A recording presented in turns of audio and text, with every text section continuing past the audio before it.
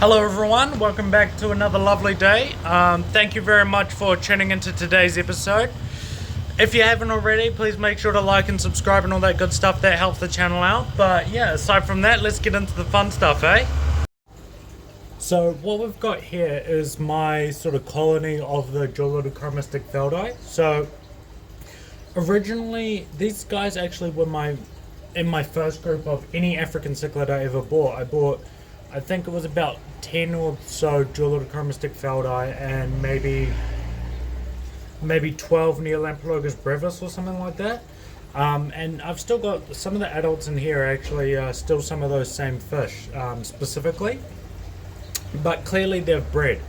So as I've mentioned in a previous video, I am going to pull a pair out of here and give breeding a go and see what we can come up with, because I think that'll be a fantastically fun option.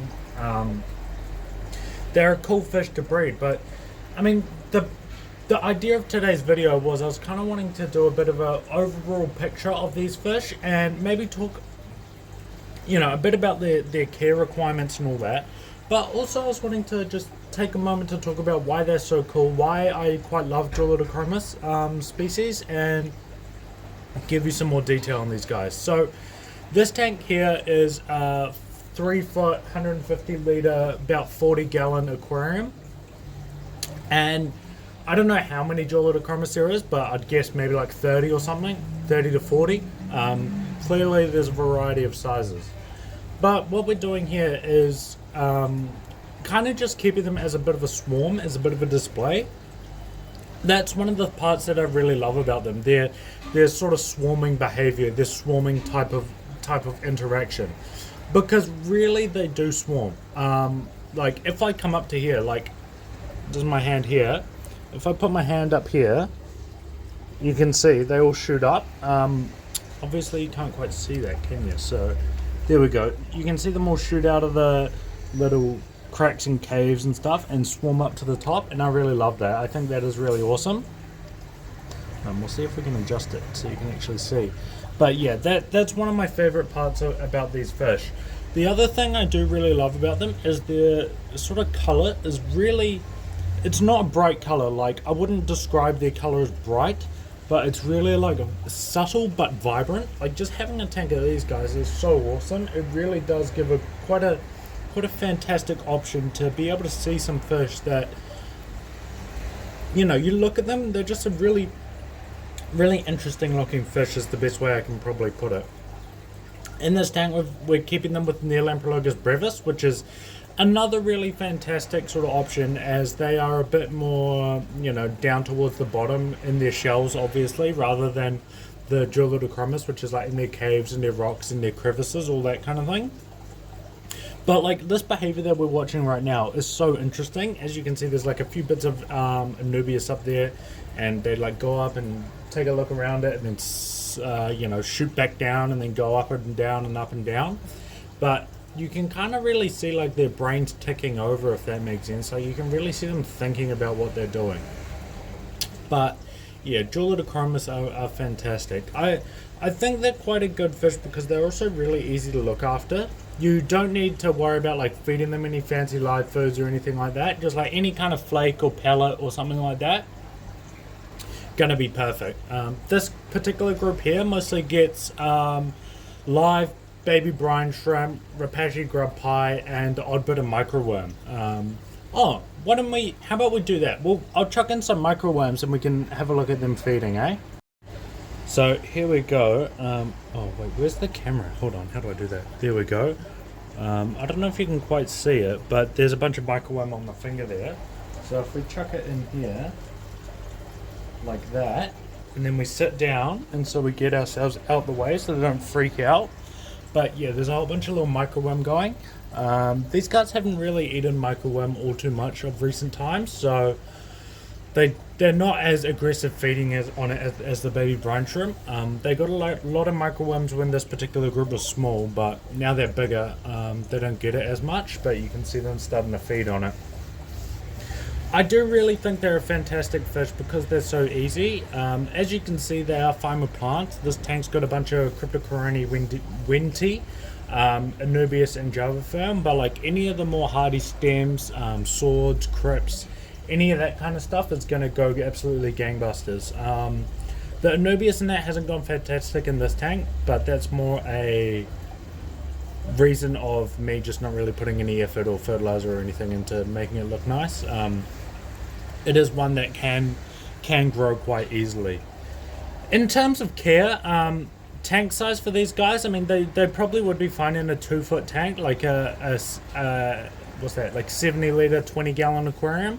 But that would only be the Dickfeldi, and I'd probably only do a pair in that kind of size.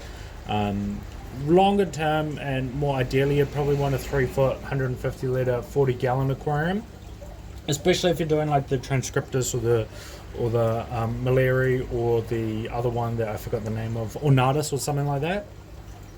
You're going to need a little bit more room for those kind of guys, unfortunately, just because they do get a little bit bigger and a lot more kind of boisterous.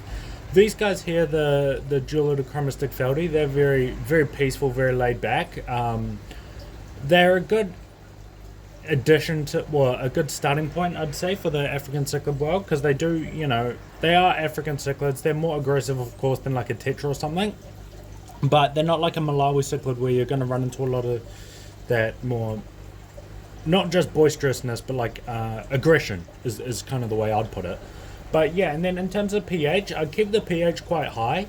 You can use coral rock, you can use aragonite, you can use limestone, crushed oyster shell, any of that kind of stuff to keep the pH high. In this tank here, we've got the pH sitting at around about, what would the pH be? Last time I tested it, which was probably a month ago, it was like 8.4 or something like that. And that is just using this aragonite substrate, which I will show you here. Is, you know, like the sand type stuff is aragonite, and yeah, that's all I do. The water that I put in, like when I do a water change in that, pH would probably be, you know, close to 7, somewhere between say 7 to 7.2, and very little hardness. But of course that's different in this aquarium with the buffering that's done. A lot of people do wonder or worry about how you do a water change in that situation, and that's actually a video I'm going to film after this, about how to do the water change in that. But I'll just do like a 30-35% water change, fill it up straight from the tap, and that's fine. It does buffer itself back up, but it doesn't cause any issues with that. Doing a massive water change, you might run into trouble, but I just keep the water changes a little bit smaller and a little bit more frequent, as well as using heaps of plant growth, and they're fine. I'm probably not going to be speaking about the breeding aspect of these guys, because even though obviously I've bred them in here, I wouldn't consider myself to be an expert in the space or anything like that. So I don't really feel comfortable giving that advice. Although what we are going to be doing is, as I said, I'm going to be pulling a pair out of here, and we will be kind of documenting that journey of trying to spawn them and raising the fry and everything in a more dedicated setup. In this aquarium, it's a bit more of a kind of breeding of incidentally breeding. So yeah, we'll chuck them down below and give them a go. But I really do think they're a fantastic fish, and I think they're one that a lot more people would enjoy. Unfortunately, with a lot of the Julidochromis, they kind of occupy the space as being a bit more of a, you know, cichlid nerds fish, and of course that's fine. I mean, any cichlid nerd would be lucky to have them.